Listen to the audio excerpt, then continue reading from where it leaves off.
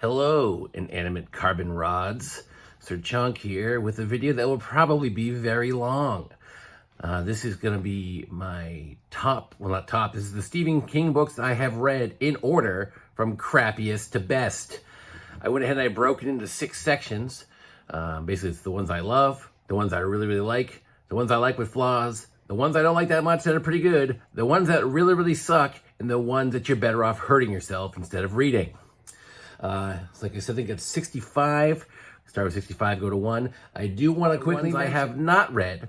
So if you are looking for these on my list, I haven't read these. So, books I haven't read by Stephen King: Storm of the Century, Holly, Gwendy's Final Task, Sleeping Beauties, If It Bleeds, Outsider, Just After Sunset, Joyland, Lissy's Story, Later, Dr. Sleep, Billy Summers, Doomakey, Bag of Bones. I did start Billy Summers.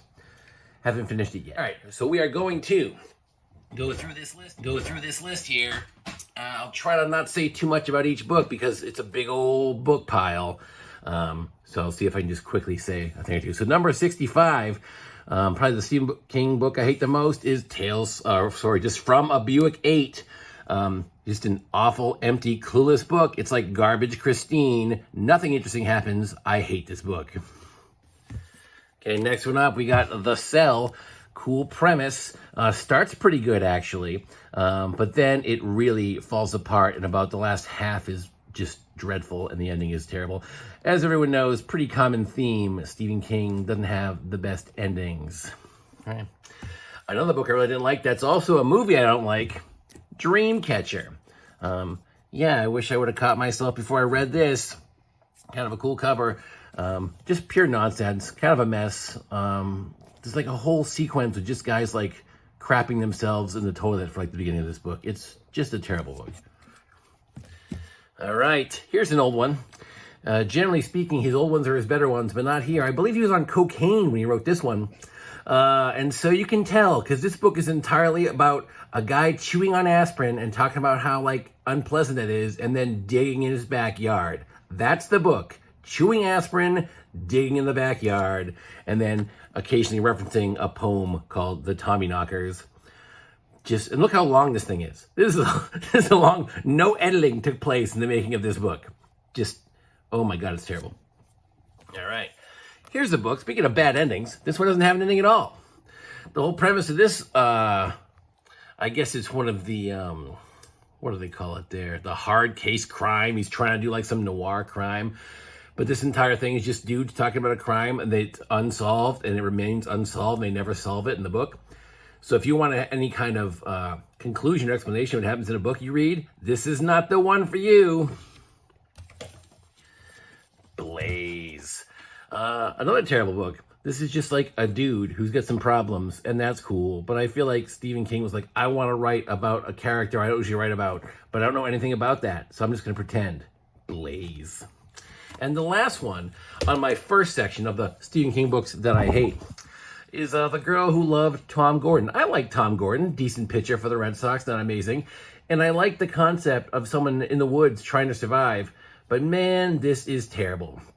And also he spends an inordinate amount of time just like mocking the sports radio dudes in Boston. Like, look, they're very mockable people, but like, do we need like 20% of the book just being that? Come on, man. Write some actual book. And again, another example of one of King's major flaws is he's got a pretty cool, realistic story, but then he adds some supernatural elements that just do not need to be there. The book already wasn't very good, but that makes it slightly worse. All right, now pause briefly as we go to stack numero dos, el dos, the next one. All right, so now we're in the second section of books I really don't like. It should be worth mentioning, though, I do like Stephen King a lot as a writer, but I'm extremely picky. So it's going to sound like I hate everything. I really don't. I just pick apart things really specifically. The first 2 books in this stack I don't have, so we're going to have to put a magic whoop. Probably didn't work that way. Maybe it did. Of the 2 books I don't have for this section, one is The Dark Half, one of the older books that are sort of not one of his best ones. Usually his older ones are better. Dark Half is fine, you know, guy living in another guy's head. What are you going to do? Not a huge fan, but it's not the worst. And the next one in this stack that I don't have is Different Seasons. Now, a lot of people really love different seasons. I see people put different seasons in like their top 5 half the time. I think the problem is because people think or get confused or forget or reminisce that like Stand By Me and Shawshank Redemption are in different seasons. They're not. The stories they're based on are in there, but those stories are not anywhere near as good as the movies that are made from them, especially Shawshank. Shawshank's story is like meh, very meh. So yeah, I think that's why it gets overrated. It's not that great. At Pupil is awful. I hate that book so much. But again, the other ones in that collection aren't too bad, but overall, overrated. All right, next up we got Secret Windows. Now this has got some good stuff in it. You know what I mean? But the problem I have with this is he's already done this at this point. You know what I mean? And he'd done it better. So that's why if this was his only sort of book like this, it'd be probably a lot higher up on my list. But because I've just seen him do this, I think this is the 3rd time maybe. I don't care anymore. It's fine, but whatever. All right. Next up, Hearts in Atlantis. Another collection of stories. This is a collection of novellas. A little bit of a Dark Tower connection with the low men in yellow coats. That's okay. I actually like the story, which is a bunch of dudes playing cards in a dorm room. That was kind of a silly story, but I kind of liked it. Most of the rest of it is kind of meh, forgettable. Again, not horrible, but not great. It's another movie I really disliked. What? Great. Coleridge Girl is telling me she liked this one. You read this book and you liked it? I don't think we can be friends anymore. All right. So next up here, Revival. What a cool cover. Unfortunately, the cover is the best part of this book. This is another one that people seem to enjoy. The story just wasn't for me. Like, it was okay. Priest dude, old guitar guy, hanging out, trying to, connect to stuff. I don't want to give too much of it away because it gets a little redonk. But again, it's okay. It's not for me. I read it pretty quickly, but it didn't exactly, I didn't hate it, but it didn't exactly get me too excited. Here's a book that's disappointing. So Gerald's Game, we once again fall into the familiar Stephen King pattern of he has a pretty clever setup and he's got a really good story going and he's like, I have to add supernatural stuff to it, and it kind of gets dumb. I feel like if you're not blending the supernatural stuff in early into a story and then you just suddenly add it, it comes across as kind of awful. And that's sort of what happened to the second half of this book. I really liked the first half, though. Yeah. Here we go. Rose Matter. As you see, I got this for a good deal. $6.98. I overpaid.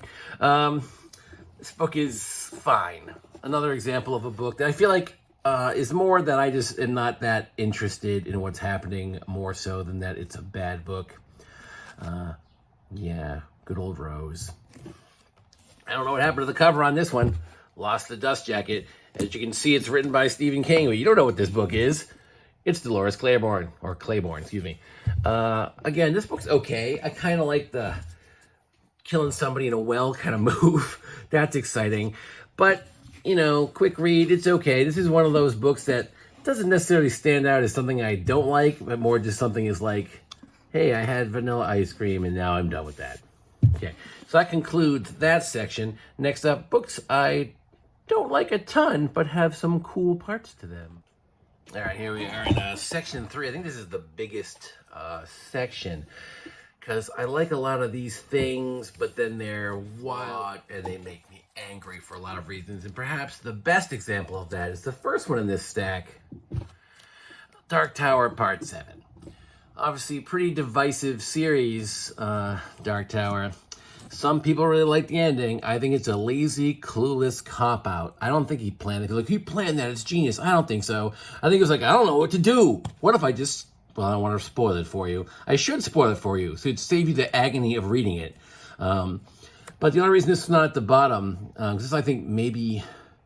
Definitely one, not the absolute worst ending, but one of the very worst endings that he has. It actually hurts because, this series was great and then it completely fall apart in the second half, which I'll talk about more in a bit.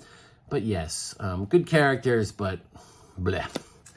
More Dark Tower stuff. It's part 6, Song of Susanna.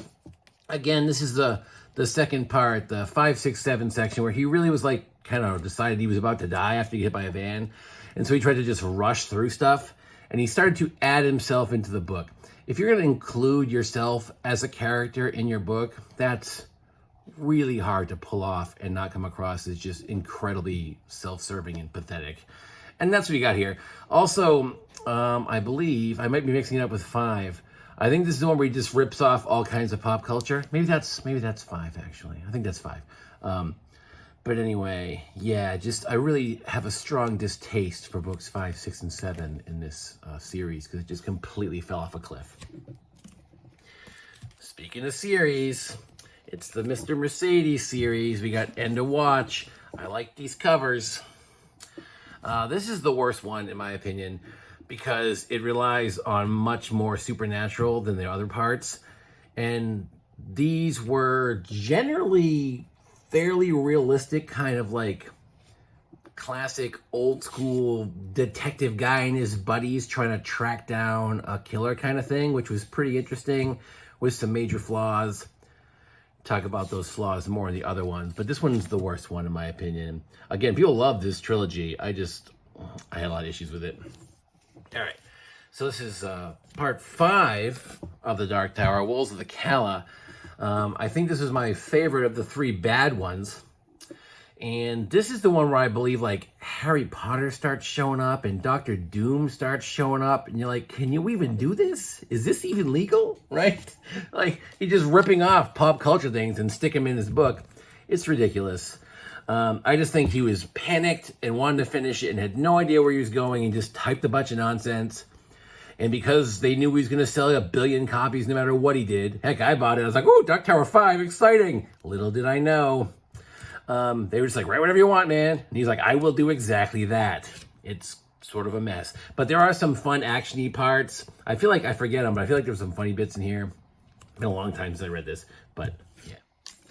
All right, so here we have our second in his trilogy, unconnected trilogy of him talking about writing.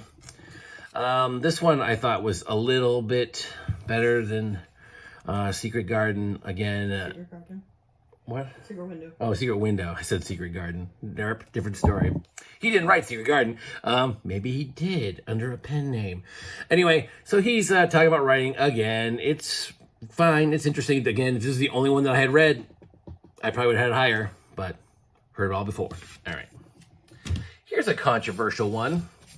I don't know where am I at? Like in the 30s or something? I don't even know where I'm at. But this is still in my didn't really like it pile.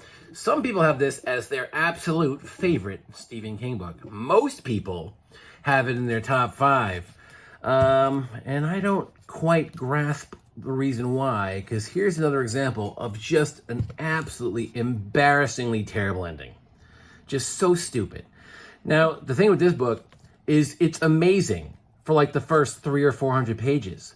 And I'm like, wow, this is why everybody likes this. This is going to be great. You know, the whole setup with his friend traveling back in time, like that part's great.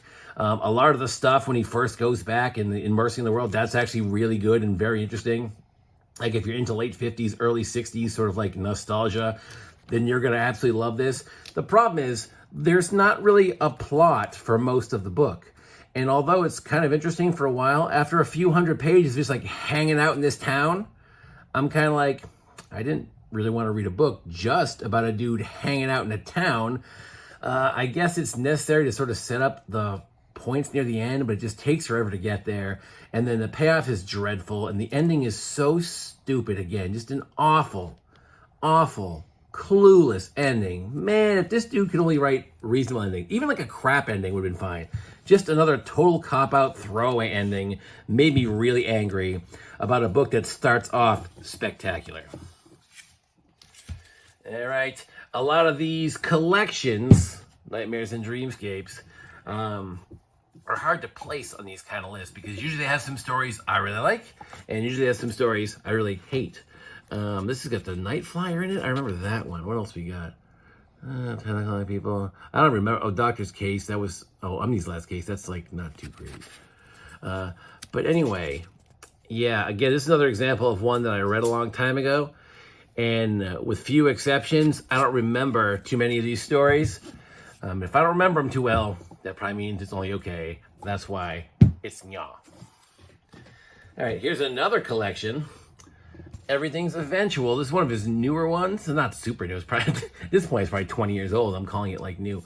But yeah, another collection of, this has got 14 dark tales. And here's some more tales that I mostly forgot what they were as I try to find. I'm not going to be able to find. It's impossible. There's no table of contents in this book. That's why it's not rated higher. A total lack of table of contents.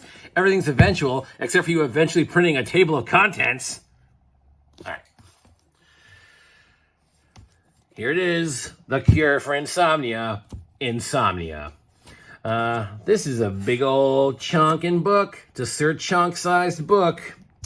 It's not bad. It's got some issues. Again, he does this thing where he wants to do a Dark Tower tie-in, but it takes him like 6.5 years to get there.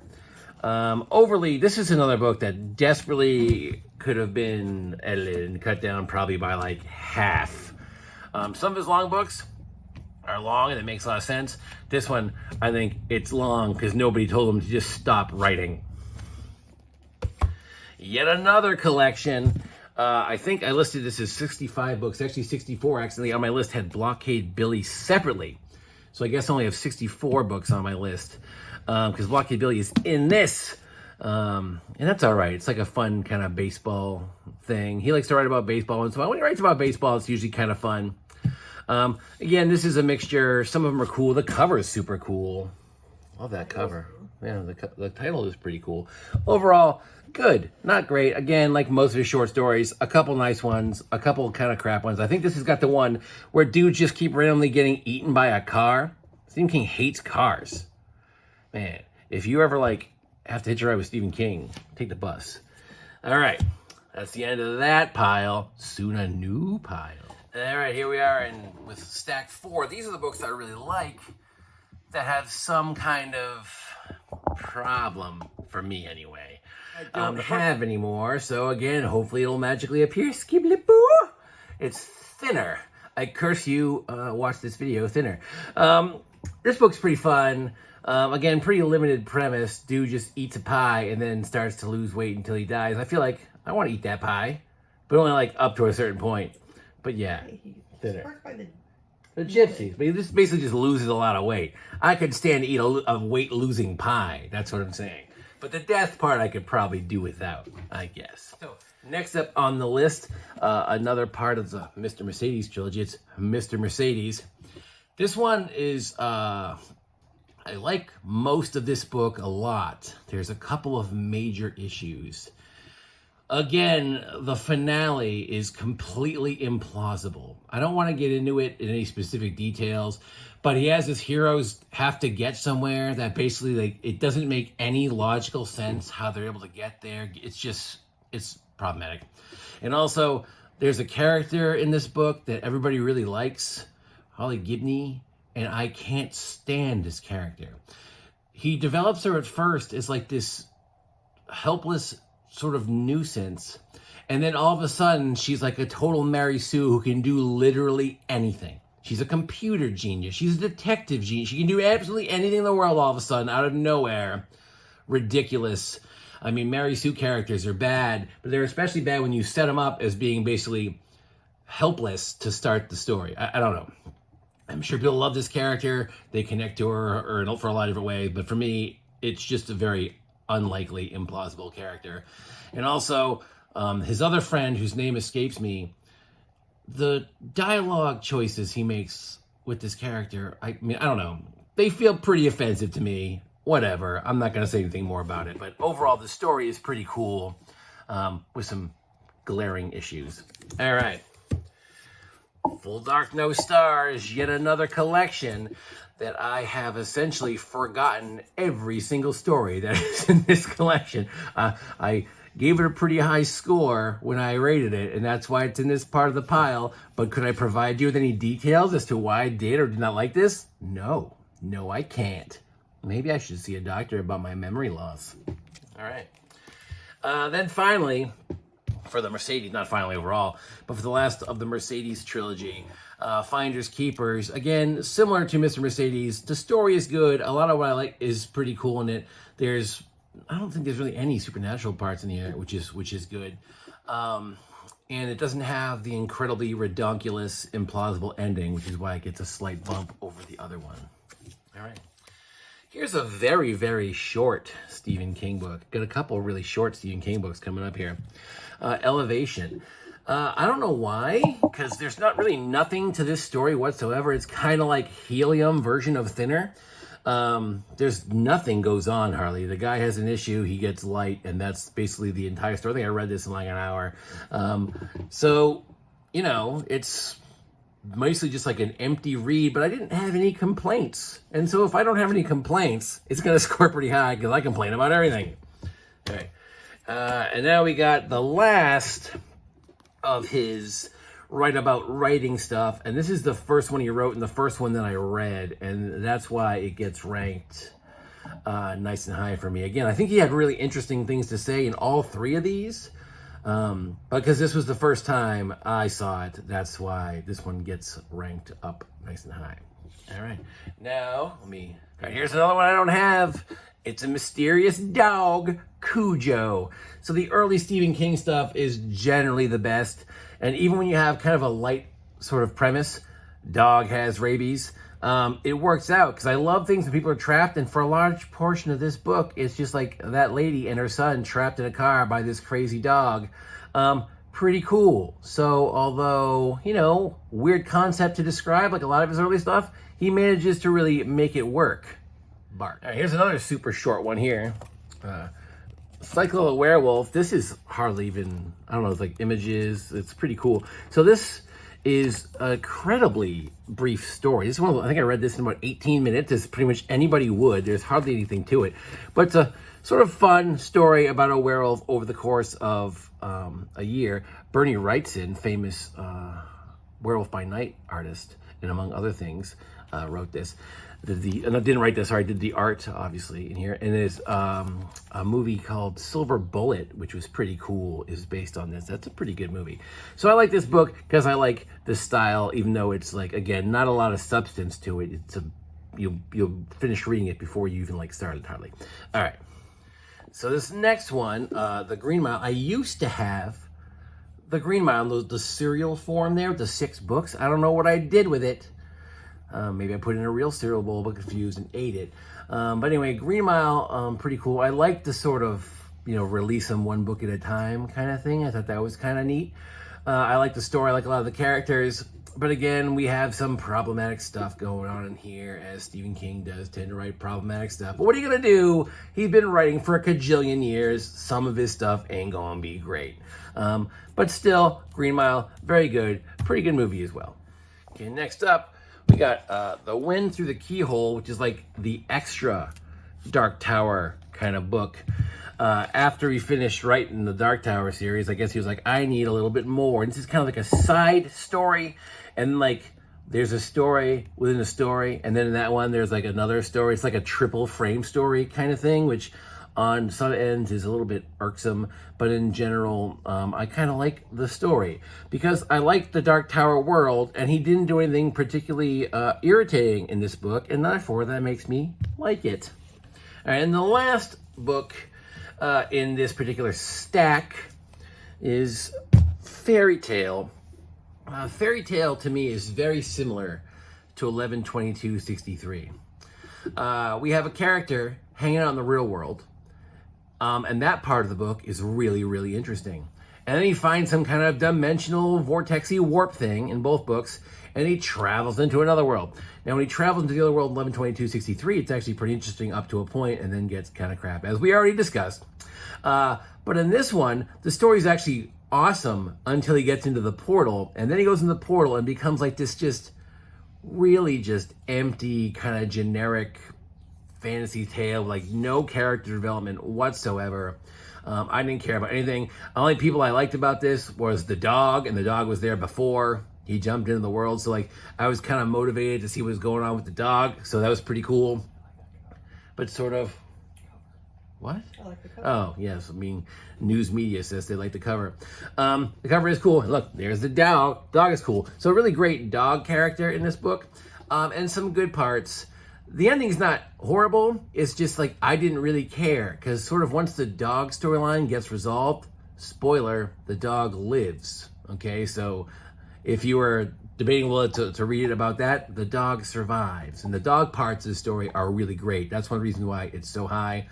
Despite the fact that it's just, most of the fairy tale part is just dreadfully generic and boring. All right, but not a terrible ending and a cool dog. All right, so here we are. This is our second to last stack. These are books I really, really like a lot, but maybe there's a couple issues I have. But not even. This is generally stuff that I would pretty much solidly recommend to anybody. First one I don't have. It's yet another collection of novellas. It's 4 Past Midnight.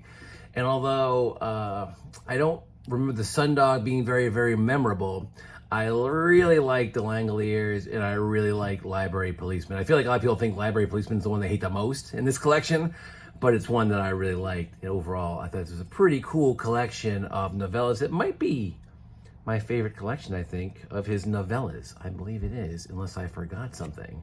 All right, another book I don't have. So why don't you look at this frog while I discuss Needful Things. Maybe the image of Needful Things will also come up, but here's a frog that you might find in a very particular curiosity shop. So Needful Things is a classic Castle Rock story, Castle Frog. And it's pretty long, but I think this is a good example of, again, one of his longer books that makes sense because he's got a lot of characters. He's a lot going on. He does a good job developing the story. Great villain. And a reasonable ending. So Needful Things, oh yes, Coleridge Girl wants me to let you know that Needful Things is her favorite Stephen King book, just in case you were curious about her favorite. It's somewhere close to 20, I think, for mine, but still very good. All right, so here we jump into the part of the Dark Tower that I really like, the first 4 books, and here's number 3, Wastelands. This one's really cool. The only reason this one's not higher is because it ends on a kind of an annoying cliffhanger that I had to deal with for like 15 freaking years. And so I got a slight bad taste in my mouth that I had to sit there on that blame the mono thing for 15 years waiting to see what's going to happen. But still, really good sort of various adventure book. Not the best adventure book in this particular series, but very good. All right. Back to some sort of classic old first grouping Stephen King is The Dead Zone. I know some people have this one all over the place. I've seen some people have it as their favorite book. Some people have it like as like their 50th favorite book. I like it a lot. I think working against it is that it's very much like Firestarter Redux, and I read Firestarter first. So I think this is another thing that kind of happens with Stephen King books. If he writes very similar books, I tend to like the one that I read first. And although it's telekinesis instead of fire, although I think the dad has got telekinesis also in fire, or this is the mental pushing one. This is the political one. Anyway, this is a very good book. I got no problems with it. I just feel like it was kind of like, he's like, I already did this Firestarter thing. I'm going to do that again, but slightly different. All right. Here's a book I didn't think I was going to like very much, but I did. Cool cover. This is another really short one. And a pretty simple concept, but I like it. Basically, this girl, Gwendy, gets this box, and it does a couple things that are really, like, helpful and beneficial to her, and we're not exactly sure why she gets this box and what's going on with it, but it makes for a pretty super fast, fun sort of, I don't know if I want to call it a mystery, but interesting little tale. I haven't read the conclusion, or actually the second part of this either, so I should probably read those 2 parts. Maybe they'll change how I feel about it. But right now, I say this is a shockingly good book, considering it's kind of in the era of bad Stephen King books. All right, now we move on to part 1 of The Dark Tower, The Gunslinger. This one feels like iconic to me. You know what I mean? Some of the lines are like really well known. Go then, there are other worlds than these. You know, the man in black fled across the desert and the gunslinger followed. Some classic stuff in here. I really like a lot of the parts of this. I would say, again, working against this is just not a ton to the story. It's a great start, builds the setting, some cool sequences. You meet some of the really good characters, and some awesome set pieces happen, but it again, it's incomplete. It's the first part. So it can only be so good when it's sort of just like the first part of an ongoing story. But really fun. If you're into these kind of stories, I would recommend not reading The Dark Tower because you're going to be annoyed when you finish it. But anyway, the first 4 are great. Okay, here's another example of, I think it mostly depends on which one you read first. So we've got Desperation, which is sort of like the companion book to Regulators, which he wrote as Richard Bachman. And it's basically the same group of characters in both books, but the characters are all very, very different each time, and they have different things. It's kind of a very interesting sort of thing. You got to read these together. And I feel like whichever one you read first, you're probably going to like better. I obviously read The Regulators first. That's coming up a little later in the list. But Desperation, a lot of fun. Really enjoyed it. The character of Etrigan is pretty cool. I think he's a bigger guy in the other one. But overall, yeah, it's pretty thick. It's a pretty chunky book. What is this, 6 something? What do we got? Almost 700 pages, which is a little longer than I thought it was. But it reads at a pretty good rate for a Stephen King book. So yeah, good book. Yeah. All right, next up, Black House. This is a curious tale. This is a sequel to The Talisman. I started trying to read this like 20-something years ago, and the first like 30 pages of this book are some of the worst 30 pages I've ever read in my life. It's just this dreadful, slow exposition that's just so dense and doesn't get you any interested at all. I stopped reading. I gave up on reading this book. And like, I don't know, like 6 months ago or so, I was like, I gotta get back. I want to try this thing again. And I once again hated the first 30 pages or so. But eventually, once you're able to slog your way through the beginning, 30 pages doesn't sound like that long, but believe me, it feels long in this thing. It actually picks up and it's a pretty interesting sort of, I don't know, it's almost like a police procedural kind of book. We got like the guy from The Talisman's grown up as like a detective, and they're trying to solve this series of murders, and it's pretty cool. Of course, you got the alternate world hopping, because it's, from The Talisman of the world hopping, which they don't really need it in this book, but of course it's the same character, so you kind of have to have it. If he had done like a non-Talisman sequel, just as a police procedural, probably been better. The issue with this book is the sort of like the discovery of the killer happens in like this really like nonchalant, unimportant way, and it happens like too early in the book, and you're kind of like, okay, there was that, I guess. And then they have like the ending, and again, the ending it's not good. It sort of falls apart, which is too bad, because this bad start, bad finish, but the middle of this book, really excellent. Yeah, so I think it's still worth reading. This one might be the record holder. So we got Stephen King, Under the Dome. This is a Sir Chonk size book for sure. This thing's right up around 1,100 pages.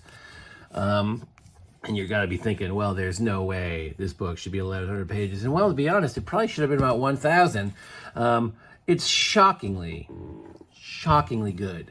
If you've ever seen the TV show, that has basically nothing at all to do with this book. It's complete nonsense, so don't waste your time looking at that if you want to read this book. But the character development, they're trapped in this town. Obviously, they're under a dome, and so of course, Stephen King loves towns, small towns, so you learn about like every freaking character in this town. But they're really interesting, and they have a lot of interesting character dynamics, and it's surprisingly like, I can't believe how quick this reads for an 1,100-page Stephen King book. But of course, we got some problems.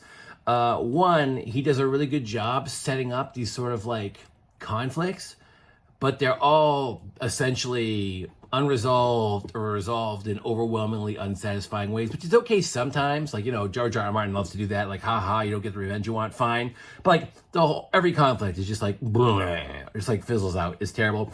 And I believe this has, I'm going to go ahead and call it the worst ending of any Stephen King book of all time. Like, obviously, he sets up his concepts in advance, like, ooh, they're trapped in a dome. Won't that be cool? Yes, it will be cool. Then he goes, oh, wait, but how did they get here? What's this dome about? He goes, well, I don't really know. I'll just come up with something at the last second. And the thing he comes up with in this book is so laughably horrible, I defy you to like it. That's right, you person watching this video, I defy you to be able to like the ending of this book. You will not be able to. Right, here's a decent ending. The Institute. One of his better, again, I say more recent. I feel like this is like 15 years old, but feels more recent to me because I'm an old person. Institute, kind of cool, sort of like, I don't know if you sort of had read some X-Men or New Mutants recently when you before you decided to write a book, but it's got a certain, school for, the, let's say, power enhanced kind of vibe to it. But the characters are cool. The story is good. It's got a couple of really nice sequences, train escapes and everything. Overall, it's fun. So if you're looking for I guess sort of like a take on the Professor Xavier school kind of thing, but like evil, this is gonna be it. It's fun. It's got some flaws, of course, but overall, I'd say a very enjoyable book to read. You wanted this one too? Right. And the last one in this stack, before I get to the books that I really, really love, is The Regulators, which again, the companion thing to Desperation. This is a much shorter one. I just sort of like the dynamic here. I think there was a lot of hunting and chasing in the woods kind of stuff and weird dynamics within the thing. They're both small towns, but yeah, the small town Desperation, they feel like they all get kidnapped from the small town and end up in a truck or something. But in this one, yeah, I think this is the one where Etrigan's the really cool villain. Obviously his name's Etrigan. Of course he's a villain. But yeah, this is it's probably my favorite Bachman book. Well, no, because I'll get to that in a minute. But still, very good, very fun. I can speak to English, if only I try. I would definitely pair it up with Desperation, as I said before. Whichever order you read it in is up to you. But I read this one first, and I like it more. All right, so you're seeing a frog again, because in this particular stack is my favorite stack. Frustratingly, this is the section I have the fewest books from. I'm missing 5 books in my favorite section. I got to get me some of these books. I'm going to start talking about 4. And the other one I don't have, I'm going to save because it's closer to the end. But the first one is Christine. Again, terrible concept. Car is cranky, runs over some people and stuff. Sounds kind of stupid. But when he was a young writer, he could make stupid work really, really well. And Christine is a fun, again, a great example of a book where he does an excellent job making you hate the people you're supposed to hate. So good. That's when a car's murdering them, you're like, yeah, that's right, car, murder those people. Good job. So there's one. Next up is Night Shift, which is my second favorite collection of short stories. A lot of great stuff in this one. This is Boogeyman's in this one, right? Gonna be soon to be a major motion picture.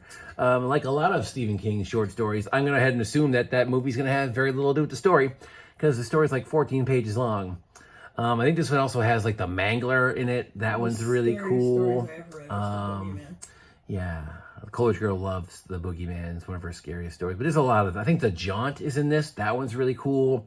A lot of great stories in Night Shift, but I don't have that book, sadly. Next up, I have Misery. Ooh, one of the rare books that I read in one day. I read Misery in one day, so obviously I liked it. One of those, again, I like when people are trapped. In this case, we got one dude trapped by a mega fan. The movie's very good also. Book's great. Whipped through this thing. It's 450 pages, which I know a lot of people read books in a day. I'm not a book a day kind of guy.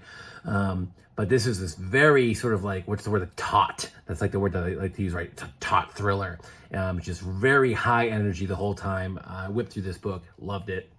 And the last one for the moment that I don't own, that I love, is Pet Cemetery. Just very, very creepy. It has some of the creepiest scenes in any Stephen King book. The movie, which is also very good, has got that weird scene with that Rachel lady, I guess the original movie, and she's saying, no, her name's not Rachel, she's yelling to the character Rachel, and I don't know why that scene scares the crap out of me every time. It's just like an old lady yelling. But anyway, sad story, especially for the cat, but overall, great book. All right, now we're moving into my, I gotta pause. All right, so I lied. I also don't have Firestarter, which is my next book. It's my 12th. From the top 12 here, I briefly mentioned Firestarter earlier when I was talking about the Dead Zone. Firestarter is my favorite of the random person, got some powers, what they gonna do about it. And the dynamic between the daughter and the father is great. Oh, that'd be one for the father from Firestarter, for our fatherless. I'm sort of off the track here. But again, classic old school Stephen King. It's great. Really well told story. Again, people on the run from the government. Oh, that evil government. It's pretty awesome. The original movie has got Drew Barrymore set in fires. Who doesn't want to see Drew Barrymore set in fires? I mean, maybe her family. But other than that. All right, so here we are, number 11. We apparently have Captain Trips. That wasn't scripted. So The Stand, another Chonk-tastic book here. One of, if not the best Stephen King book, in my opinion, where it comes to character development. There are so many well-developed characters in this, and obviously they ought to be with like a cajillion pages. Post-apocalypse kind of thing. Really cool. A lot of elements that I like in this. Again, a few problematic, goofy parts, and there's like one chapter that just goes on forever and drags and drags and drags. And it does, of course, have a god-awful, stupid ending. But despite the fact that it has a god-awful, stupid ending, the book's still so fun to read. It has so many parts that I enjoy and so many surprises. Again, without a spoiler, the character that I kind of thought was the main protagonist dies with like 40% of the book left. And I was like, oh, well played. Well played, Stephen King. So yeah, anyway, a great overall story with a terrible ending.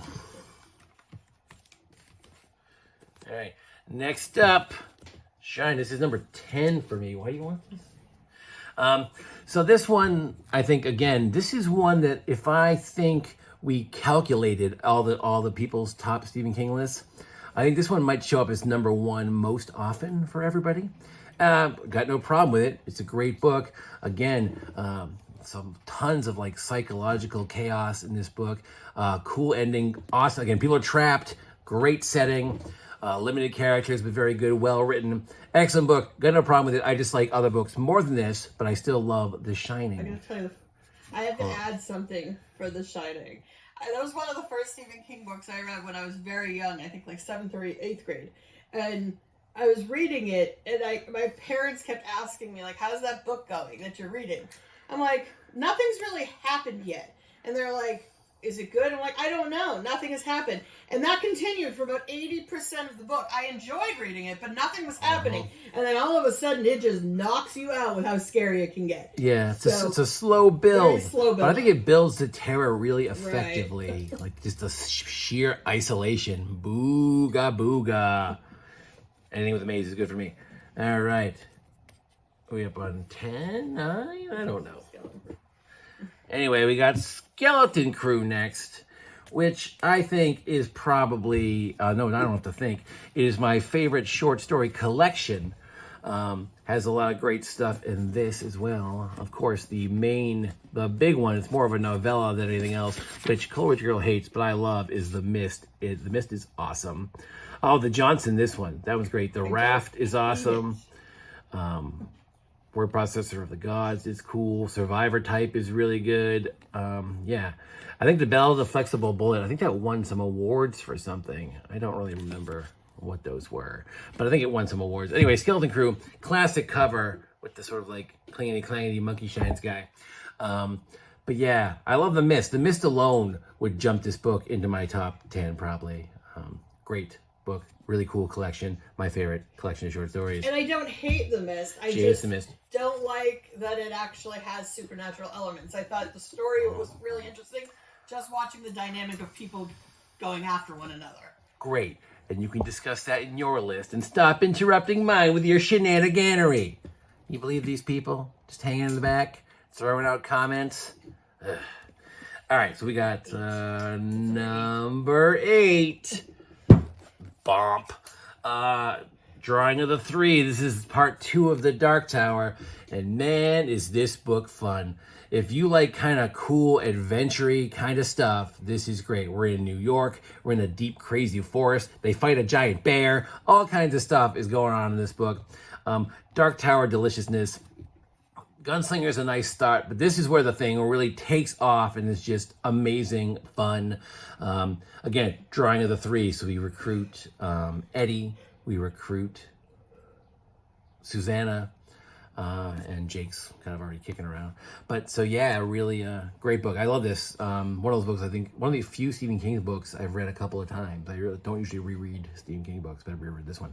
All right, moving along.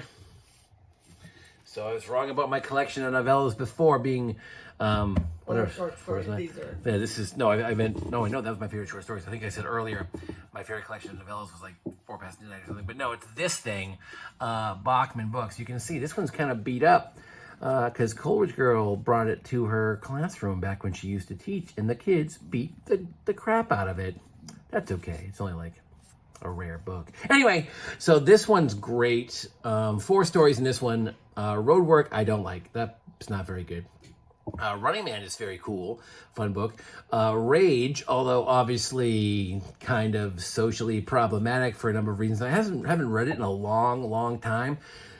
So I think there's kind of like a dynamic where like the kids become like fans of the school shooter, which I can see that would not be something people would really be into nowadays.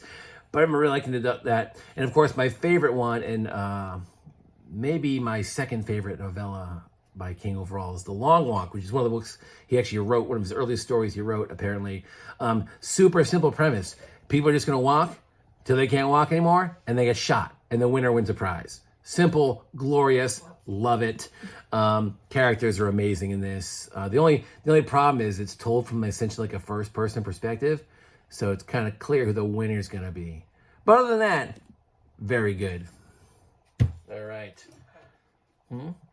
All right, so here's the last book I have that I don't have. It's not the last book. It's number 6 on my list. So my 6th favorite Stephen King book is another one that is some people's favorite with good reason. It's It, another super long book, but another book that's great example of just spectacular character building, which I think is the thing Stephen King was best at in early Stephen King to middle early Stephen King. His characters were spectacular. And not the first part because it alternates, but the early years, the Losers Club years of it is some of the best stuff I've read in any book by any writer. It's fantastic. The more recent years, I think in the book it's 50s and 80s, if I remember correctly. I know in the movies it's like 80s and current, but I think the book is 50s and 80s. I want to say maybe it's 60s. I don't remember, but it's good. The more recent stuff is also good, but it's when they're kids, it's so unbelievable. That's kind of like the Stranger Things vibe, which they pull from Stephen King. I think it's the early years of the It book where they get the meat of the Stranger Things vibe from, and it's great. Again, some issues, child orgies aren't really the best thing you want to have in a book. And the ending also, it's got some problems. I mean, how do a bunch of little kids beat an all-powerful entity? That's a tough thing to pull off. So he does it, and it's not the worst ending he has, but it's got some problems. But still, great book. Very long, very much worth the read. All right, so final 5. I think this is a book a lot of people don't like. But I love fantasy. I love dragons. And when I read this book when I was a lot younger, I loved Stephen King. And so this was a great, perfect combination. There's also a tiny bit of Dark Tower stuff in here. This was back when I was still all about the Dark Tower. So there's a lot of things really working for this book. If I reread it again now, I don't know if I would like it anywhere near as much, but I'm not going to reread it again because I remember it very fondly, and I'm going to stick with that remembrance. Stephen King's only fantasy book besides fairy tale, so let's just pretend it's his only fantasy book. All right, number 4. Here's another one that are generally at the top of people's lists. It's another book I read in one day. This is a pretty short one, though. This is like 230 pages or something like that, I think. I don't remember exactly. Blurp-de-blop. Who cares? It doesn't matter. Why am I looking at pages? I can't stop myself. Was that 289? 290. But anyway, so yeah, of course, classic tale of someone getting bullied and then be like, hey, bad news for you. I'm telekinetic. You're all going to die. The mother character, a great, horrifying, Carrie again, despite the fact she's a mass murderer, still very sympathetic. Some great This is, just from line to line, probably the best written Stephen King book, which is ironic because isn't this his first one? So I think that's not great when your best written book is your first. He's got plenty of good stuff. But yeah, he was probably most concerned about trying to get it published. So he wrote like a really well much more concise and sharply written book than most of his books. But still has the same great characters and excitement. And again, another book that makes you really, really hate the people you're supposed to hate. Awesome book. I don't need to tell y'all Carrie's good. You probably all read this if you're looking at one of these lists. All right. Number 3. Got a couple controversial ones in my top 3, maybe. All right. Dark Tower Part 4. Also known as the last Dark Tower book, worth reading. So this one is also a big old book. This is like close to, what is this, like 900 pages or something? I don't know why I keep looking at the pages. You guys are probably like, stop looking at the pages. No one cares. It's only like 800, so it's not as long as I thought, actually. But this is entirely a flashback. So one of my favorite parts of the first 3 books is he's constantly teasing like these other characters and these other events that happened like before the current events that are happening in, like, you know, Gunslinger, Drawing of the Three, and Wasteland. And I'm like, oh, I want to learn more about this thing, because just like hinting about these characters, I was like dying for the story, and I finally got, like, again, what happens. Here's what's also frustrating is, like, they take like 15 years since books come out, and then he has a flashback where he doesn't even really get to the cliffhanger till like almost near the end. But the point is, this is still my favorite Dark Tower book, because I love this era of characters, like Elaine and Cuthbert and all, and other Susanna, not current day Susanna, but old flashback Susanna and young Roland. So great. This is almost entirely a Western. I love Westerns. Again, amazing characters, great story. Love it. I don't really like love stories, but this one is tolerable, which means it's probably good. All right. Final 2 books of my Stephen King collection. Here's another one a lot of people really seem to hate. I absolutely love it. The Talisman. I mentioned this a little bit when I was talking about Black House. Twin Worlds of Excitement. One of my favorite villains, I think his name's Osmond. Love this villain. Horrible piece of garbage. Makes for a great villain. And I love the world hopping in this. Love the characters. Some tragic moments in this for sure. And one of the very few awesome Stephen King endings. We're about to have another one in a minute too. But yeah, underrated book. A lot of people hate this book. I think it's great. And my number 1 favorite all-time Stephen King book, you probably have been able to predict it, because again, it's a pretty popular one for number 1. Salem's Lot, the vampire book. Again, we've got a great setting. We've got great characters. We have a few very, very surprising character deaths in this one. I know The Stand, I said, might have my number 1 most surprising character deaths, but other than character death, singular. But after that, it's got to be in this one, where like 2 characters, 1 character again in particular, I was like, what? That's not what happens in these kind of books. So stunningly shocking death. A couple amazing deaths as well. Great characters, great mood, vampire greatness. This is, I think, the first Stephen King book I read. So I don't know if I like it so much because it's the first one I read or what. Would I like it again if I reread it? I think I would, because I remember absolutely loving this book. So there you go. There's my top 64 Stephen King books. Got a few I haven't read still, so if you like those, tell me which one you like the best. Give me your favorite, least favorite. Tell me how stupid my list was. Feel free to make fun of me at your leisure. All right, so that's all for now. Bye from me. Bye from the Papa Gino's knife.